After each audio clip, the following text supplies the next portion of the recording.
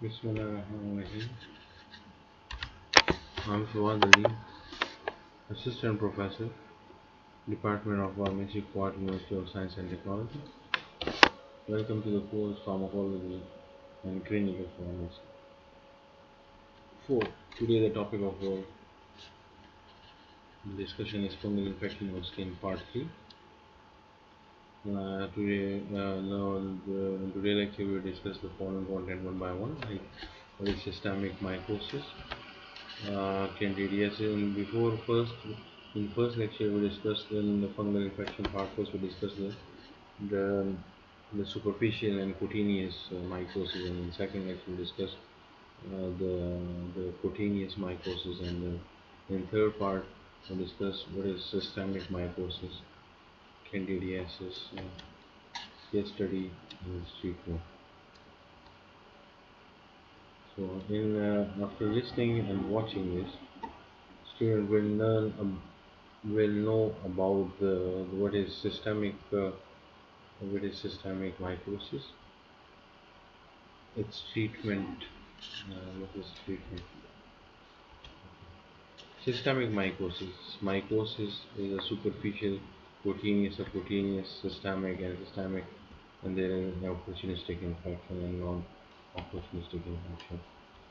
Like candidiasis is an opportunistic infection of systemic mycosis. This is a LK, 21-year-old, 5 foot 8 inch, 170 pound, otherwise healthy man was admitted to the hospital 16 days ago after a gunshot wound to the abdominal.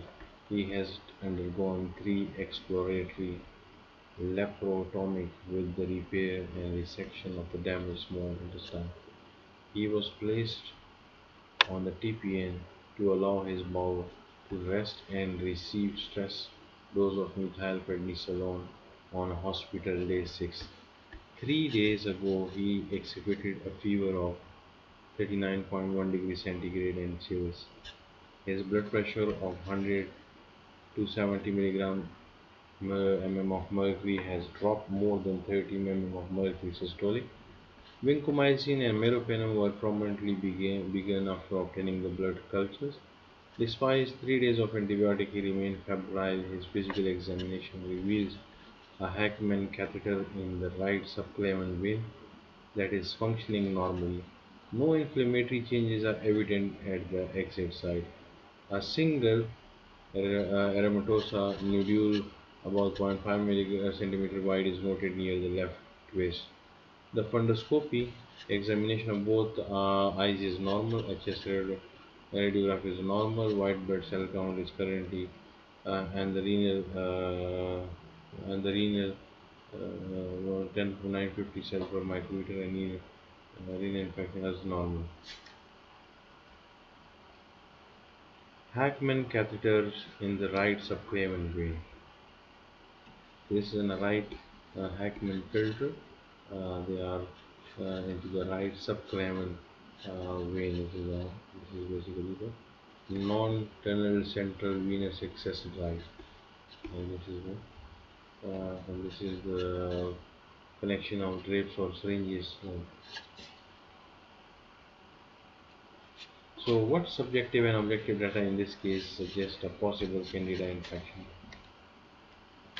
Although it is possible that LK might be infected with bacterial pathogen non-susceptible to the vancomycin and meropenem, the possibility of the candidal infection could be considered. Candida species are the most common nosocomial fungal pathogen. Subjective data, like silent clinical features include constitutional symptoms like fever, chills, and hypotension.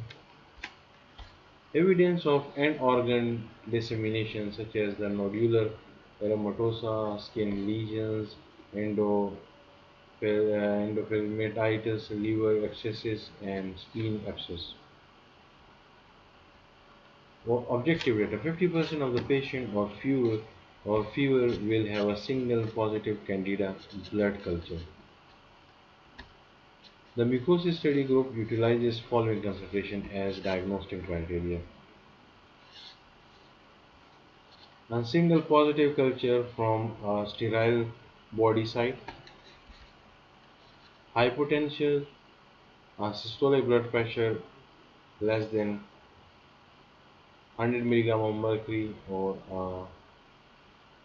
systolic blood pressure decreases greater than 30 mm of the mercury. Abnormal temperature like less than 35 or greater than 38.6 degrees centigrade on one occasion, or greater than 37.8 degrees centigrade on two separate occasions more than 4 hours apart. Inflammation at the infected site. Risk factors for the candidemia include central vein catheter, broad spectrum antibiotic use, extensive surgical procedures, candida colonization, TPN, pancreatitis, neutropenia or neutrophil dysfunctions, immunosuppressions. So these are some risk factors for the candidemia include patient evolution. LK has chilled a temperature of 39.1 degrees Celsius and is hypotensive. He is probably immunosuppressed as a result of multiple surgical procedures and receipt of the corticosteroids. His Hackman catheter is possible portal of entry, and his a broad spectrum antibiotic therapy with vancomycin and meropenem should be adequate for the most bacterial pathogens. Because LK still has manifestation of an infection despite 3 days of antibiotic, additional diagnostic studies were warranted. Like what diagnostic test could be ordered for LK to evaluate a possible fungal infection? Like direct examination, culture sensitivity test, antigen detection, antibody detection. So the clinical laboratory report that a single blood culture obtained from 2 days ago is growing Candida species. Why is the therapy necessary in LK with only a single positive blood culture? Isolation of Candida from a patient bloodstream requires initiation and immediate antifungal therapy.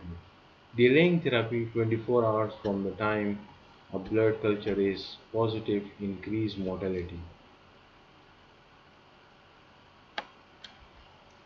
Elimination of risk factor may improve the clinical outcomes of candidemia, and removal of central venous catheter reduces the morbidity and mortality. Although the discontinuation of the central reinserted catheter may complicate drug administration, it still could be removed. LK and other risk factors, for example, broad spectrum antibacterials, are perhaps of even greater importance. So these are the patients that require initiation immediate antifungal therapy, delaying therapy 24 hours from the time of blood positive increases the mortality. Elimination of the risk factors may improve the clinical outcome of candidemia, although discontinuation of centrally inserted catheter may complicate the drug administration. This other factors perhaps greater importance. What therapeutic options are available to create the candidemia? What option could be the best for the LK? Systemic agents like the amphotericin B,